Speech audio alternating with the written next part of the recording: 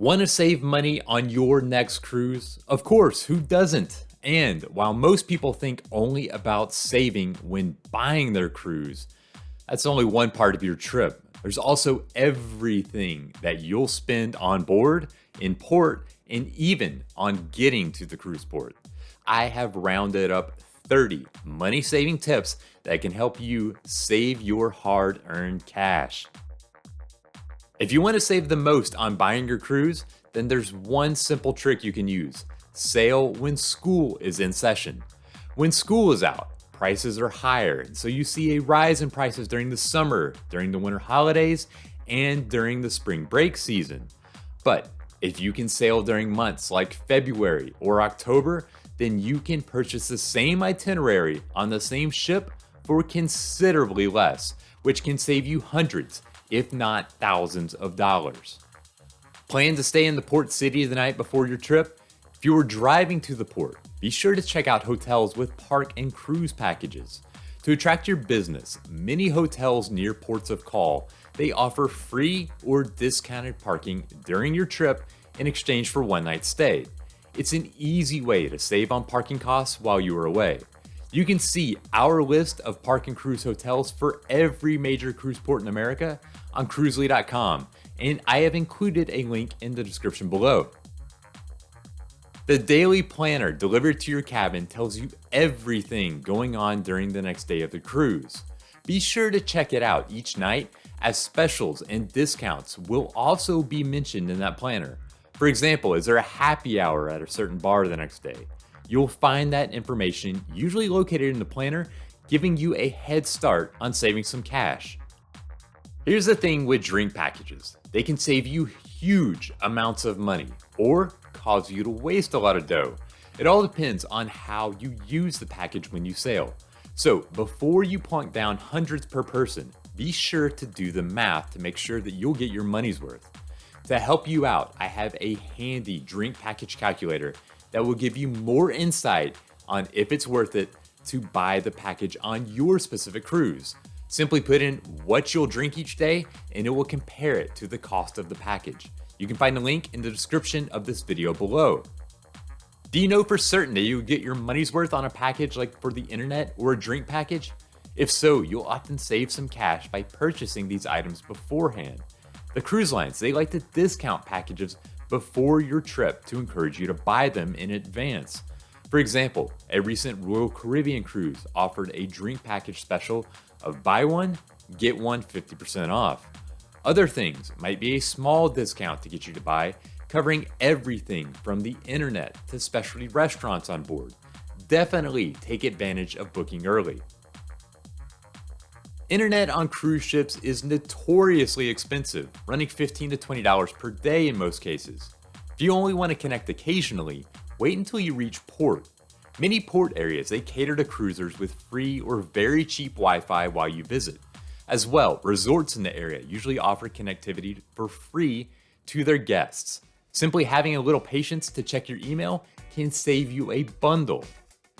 For many people, they need online access even when not in port. In that case, be sure to book ahead of time for a discount, but also know that you can share a connection. Cruise lines, they charge internet access per device. So if you want 2 devices attached at one time, then it's usually double the cost. But you can buy a package for one device and then share it. So a husband can log in on his laptop and then a wife can connect on the phone. You just can't have both connected at once. But considering that most people don't need constant connection on a cruise, it's a cheaper way to get internet. No, you cannot bring beer or liquor from home, but cruise lines, they often do allow passengers to bring a bottle of champagne or wine for free. Likely won't last the entire trip, but it's still much cheaper than buying several glasses on the ship.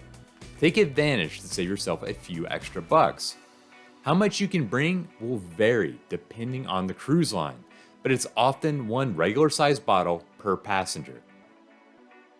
Nothing is worse than booking a cruise and then seeing the price drop. Good news is that you may still be in luck if this happens to you. Once you book your cruise, it's a good idea to check back occasionally to see if the price has changed.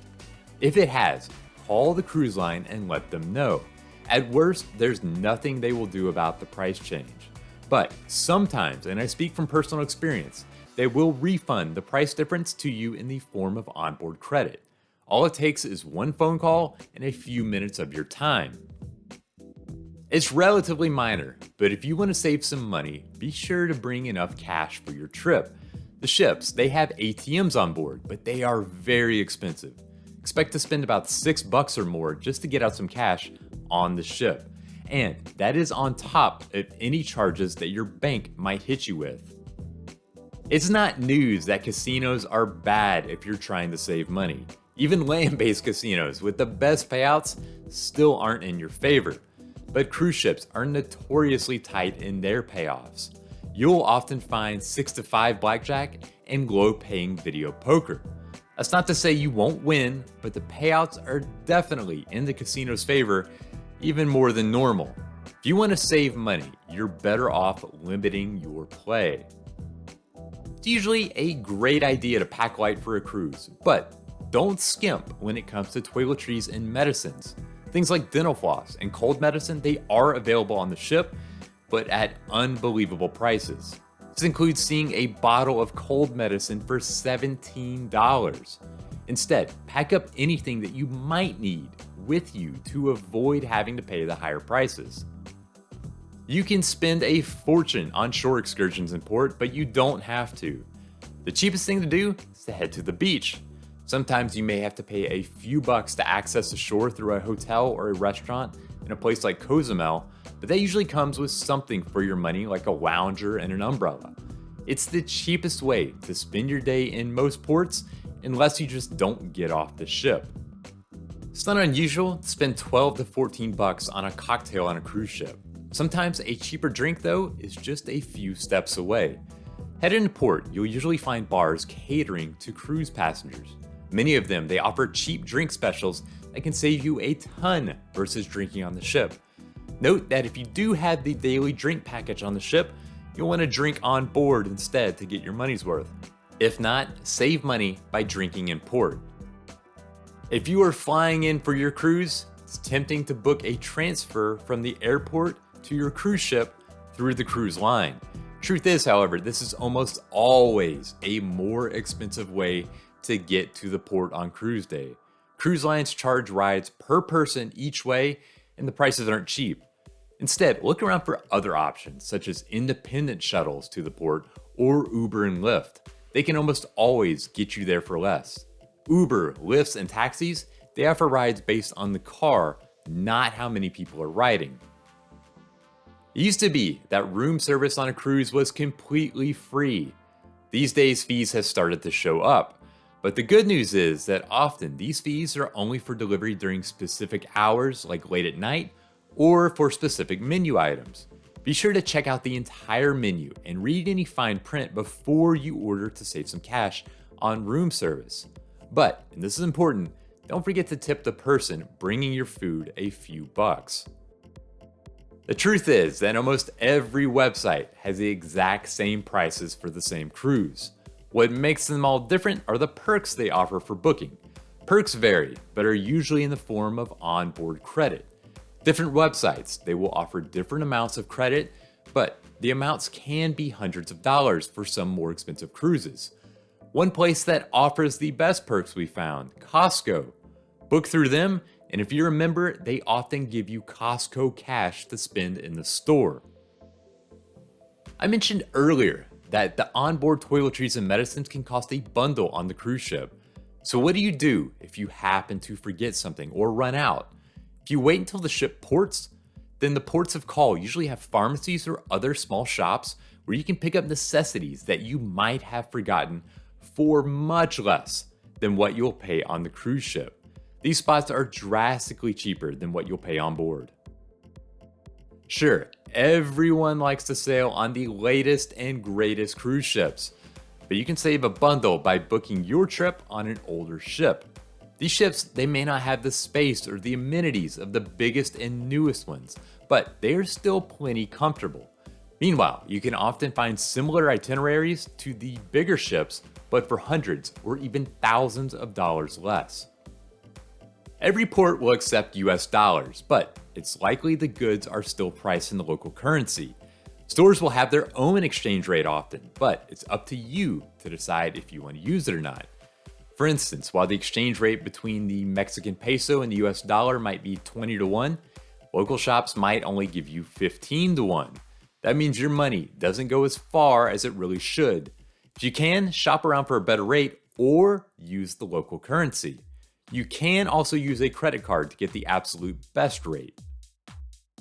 Why spend cash when you don't have to? Check to see if you have any credit card rewards that can be used toward travel expenses. Sometimes you even receive more reward credits if you book your travel through the credit card company's travel booking portal. That can mean that while you still pay for the cruise, it isn't money that's coming directly out of your pocket. Interior cabins aren't for everyone, but there's no arguing that they can help you save money. It's not unusual to find rates that are hundreds or even thousands of dollars less than the balcony rooms or the suites on the ship. If you think that an interior cabin is good enough for you, then you can sail for dirt cheap compared to the fancier cabins on the ship. Now, if you're sailing a shorter cruise, it's ideal to go interior as you'll be spending lots of time outside your cabin anyway. Want a glass of bubbly on the house? Head over to the art auctions. There are normally some free drinks served while the auction takes place. It's also a change of pace from sitting poolside. One thing, just keep in mind that many people say the art auctions aren't a great deal, so do your homework before you buy. Headed into port, remember that everything off the ship is paid for out of your pocket. So if you grab food in port, then you're going to have to pay for it.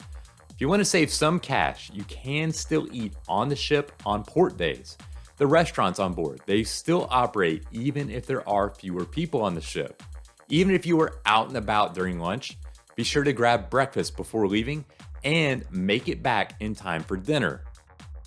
As far as value goes, there's no beating a repositioning cruise. These cruises, they depart a port. Instead of sailing in a big loop, they end their trip in another city. Because they aren't round trips, there's lower demand, and that means lower prices. So you get the experience of a regular price cruise, but for much less money. In fact, sometimes you can sail across the Atlantic for only a few $100s. Now, one thing, just keep in mind that you will have to pay for transportation back home at the end of the trip. It's normal to look at the headline price of a cruise. After all, that's what you are actually shelling out to take your vacation. But don't ignore the price per day either.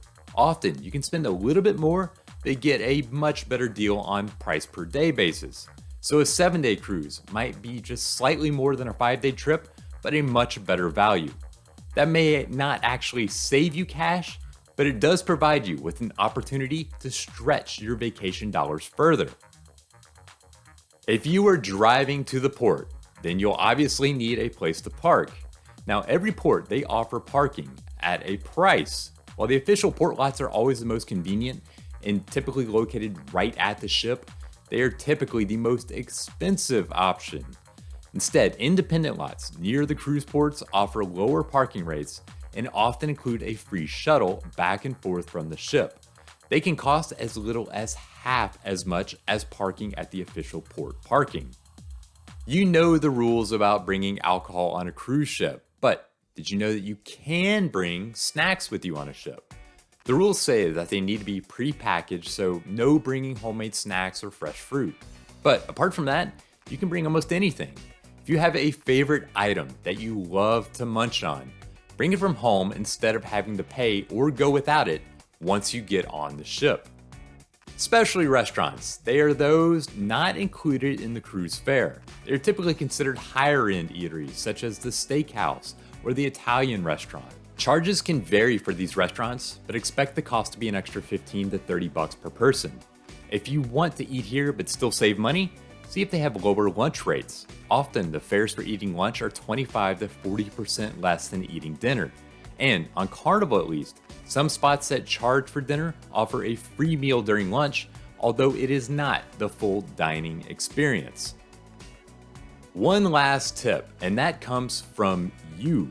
What is your favorite tip to save money on a cruise? I'm asking because lots of people will watch this video and read the comments, and you can help others save cash on their trip. Just put your favorite way to save in the comments below. As well, be sure that you like and subscribe this video as it helps it be seen by more people. Until next time, don't forget to visit Cruzely.com and happy cruising.